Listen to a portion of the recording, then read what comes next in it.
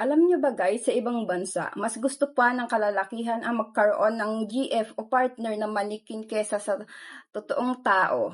Tulad nito, ang ganda 'di ba, ang sexy, lahat na nandiyan, package all in one. May private part din to guys. May kamahalan nga lang guys, ngunit tinatangkilik pa rin ng kalalakihan. Prefer nila ang manikin kesa sa totoong tao dahil wala daw umano itong pressure guys. At makakamura pa sila.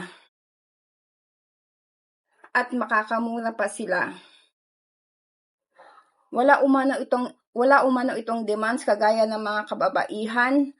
Free daw sila gawin ang lahat ng gusto nilang gawin at kahit anong gawin nila sa manikin, di raw ito magrereklamo.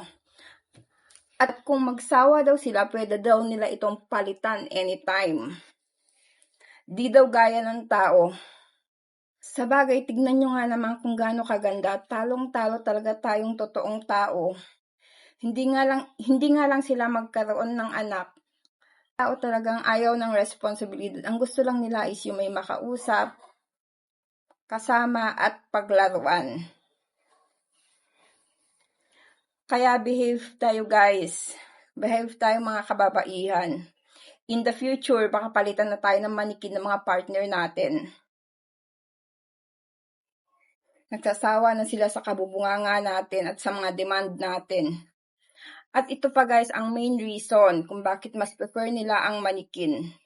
Hindi daw sila nito iiwan, sasaktan at mag-cheat.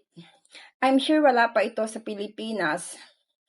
Tanungin ko nga kayo guys, ano mas prefer nyo, totoong tao or manikin?